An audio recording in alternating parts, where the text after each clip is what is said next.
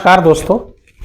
आज मैं आपके सामने उपलब्ध हुआ हूं आपको ये बताने के लिए बोर्ड एग्जामिनेशन में आपको क्या करना है और क्या नहीं करना है। देखिए, बोर्ड एग्जामिनेशन आपकी नजदीक डेट आई गई है और ऐसा माना जाता है कि किसी भी छात्र के लिए जीवन का ये सबसे अहम एग्जाम होता है। एक तो क्लास 10th और 12th जो है एक समझ जाइए अहम कड़ी माना जाता है, क्लास 10th और 12th। और ये एग्जाम अगर आप पास कर लेते हैं तो आप जिंदगी में किसी भी क्षेत्र में आप बड़ी आसानी से जो है जा सकते हैं और उसमें जो है आप कामयाब हो सकते हैं। देखिए, पहली चीज, एक छात्र के लिए सबसे पहली चीज क्या होती है, अच्छी होनी चाहिए, वो होनी चाहिए उसकी हैंडराइटिंग। अगर आपकी हैंडराइटिंग अच्छी है तो आप बेहतरीन से बेहतरीन नंबर पाओगे और ठीक से अगर आप लिख दोगे तो आपको नंबर जो है बहुत ही अच्छा मिलेगा।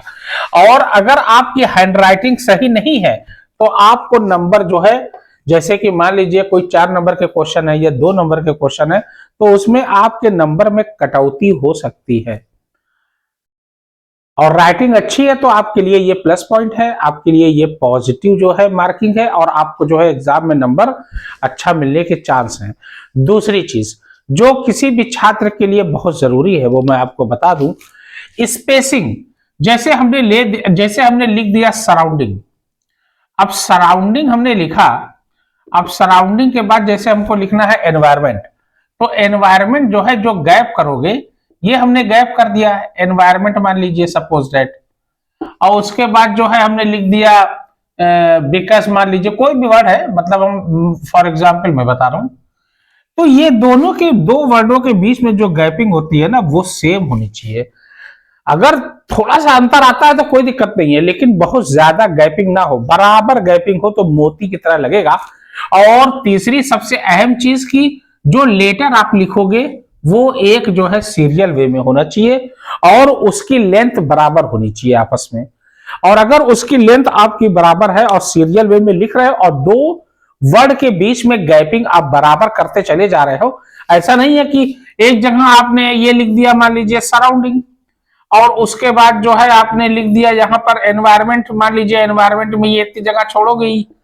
अब उसके बाद जब आप लिखोगे बिकस तो पता चला आप यहां से बिकस लिख रहे हो, इतना गैप कर दिए या इतना कर दिए, तो ये जो है ना आपको जो है ये कॉपी अच्छी नहीं लगेगी, भद्दी लगेगी। तो गैपिंग दो वर्डों के बीच में आपकी बराबर होनी चाहिए, कंटिन्यूअसली होनी चाहिए। तीसरी चीज पेन, पेन का बहुत बड़ा रोल है एग्जाम में। पेन आप जो है चलती हुई लेकर जाओगे, रनिंग वे में होनी चाहिए पेन। बहुत बच्चे ऐसे होते हैं कि जो बोलते हैं कि चलो यार वहीं से खरीद लेंगे, नई पेन क्या करना है, एग्जाम में पहुंचेंगे दे देंगे एग्जाम में। माय डियर, नई पेन धोखा भी देती है। नई पेन दूसरी चीज शुरू में हल्की लिखाती है, थिन बहुत पतली लिखाती है और ऐसे शुरू में मान लीजिए ऐसे लिखाएगी, अब बाद में मोटी होती जाएगी। इस तरीके से आपकी दो हैंड राइटिंग हो जाएगी और दो हैंड राइटिंग मतलब लगने लगेगी देखने में। और उससे क्या होता है कि इंप्रेशन जो है बड़ा गलत पड़ता है। इंप्रेस, अगर आपने एग्जामिनर को इंप्रेस कर दिया तो नंबर आपको 90 अबव मिलना ही मिलना है, 100% मिलना है, ये मान के चलिए आप। और आपने अगर एग्जामिनर को थोड़ा सा भी हेजिटेट किया या उसको जो है थोड़ा सा मूड उसका डिस्टर्ब हुआ तो नंबर आपका बहुत काटेगा, चाप देगा वो नंबर में आपको, एकदम तय मान लीजिए। और चौथी चीज जो एक स्टूडेंट में होना चाहिए, सिनॉप्सिस। मैं बार बार कहता हूं सिनॉप्सिस, सिनॉप्सिस का मतलब होता है साइड हेडिंग।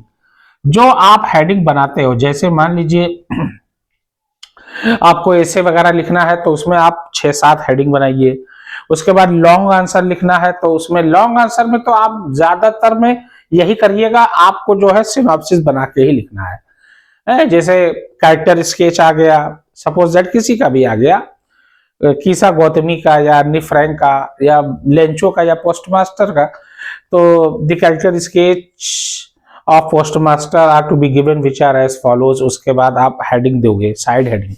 जैसे आप दे दिए पोस्टमास्टर का है तो काइंड हार्टेड पर्सन। अब इसके अंदर आप 2-2, 3-3 लाइन लिख दोगे तो आपको जो है कोई दिक्कत की बात नहीं है और बड़ा अच्छा नंबर मिलेगा। ये कर दिया, एक हेडिंग हो गई, दूसरी हेडिंग हो गई फैट एंड अमेबल पर्सन, जो भी। तो ऐसे ही 4-5 हेडिंग बनाओगे। और सोशल में जब लॉन्ग आंसर आता है, जैसे कोई सा भी आ गया, राइज एंड फॉल ऑफ जो भी आ गया, कोई सा भी, जैसे नेशनलिज्म आ गया या रोलाइट एक्ट या जो भी सत्याग्रह वगैरह जो भी है, उसमें आपको सिनॉप्सिस बनाना है। अगर आप सिनॉप्सिस बढ़िया बनाओगे, और एक चीज और मैं आपको बता दूं, कोटेशन, जैसे कोई जीवन परिचय वगैरह आता है ना, जैसे सूरदास तुलसीदास, जैसे सूरदास पे आ गया, तो राम ऊपर एक कोटेशन बनाओगे ना, इम्प्रेस, एग्जामिनर इम्प्रेस। रामदास सूत सूरदास जन्म रुनकता में पाया, गुरु वल्लभ उपदेश ग्रहण कर, कृष्ण भक्ति सागर लहराया, सागर लहरी सरावली रच, हिंदी का सम्मान बढ़ाया। जैसे गोस्वामी तुलसीदास पे आ जाए, ठीक है ना, गोस्वामी तुलसीदास पे क्या लिखोगे, पिता आत्मा राम दुबे, ये कोटेशन है, मतलब कविता के रूप में 2 लाइन 3 लाइन। पिता आत्मा राम दुबे, हुलसी जिनकी माता थी, राजापुर के कवि तुलसी थे, मन में भक्ति राम की थी। ये हो गया आपका, मन में भक्ति राम की। तो ये सिनॉप्सिस आप बनाओगे। और सुनो, कॉपी मान लीजिए, सपोज दैट, एक चीज मैं बताना भूल ही गया, सबसे अहम जो 5वीं कड़ी जो आता है वो अभी मैं बताने वाला था। मान लीजिए सपोज दैट ये कॉपी की आपके है, तो एक तरफ तो बॉर्डर थोड़ा सा आप हो जाएगा, इस तरीके से कर लोगे। आंसर नंबर 1 ये बीच में लिखना, आंसर नंबर 1 ये बीच में। अब यहां पे खत्म हो गया, अब यहां आंसर नंबर 2, तो ब्लैक पेन से आप इस तरीके से आंसर नंबर 2, उसके बाद आंसर नंबर 3, इस तरीके से आप लिखोगे। देखिए आप इतना अच्छा नंबर पाओगे, 90 एबव पाना तो एकदम आसान हो जाएगा आपके लिए, एकदम इजी वे हो जाएगा। ध्यान दीजिए इन सब बातों पे बस। पेन अच्छी रखिएगा, 4-5 ब्लू पेन रख लीजिए, रनिंग वे में हो, 1-2 पेज लिख लीजिएगा, और उसके बाद राइटिंग आप सही बनाइए, और 2 वर्ड के बीच में गैपिंग आप सही दीजिएगा, डेट्स इट, ओके।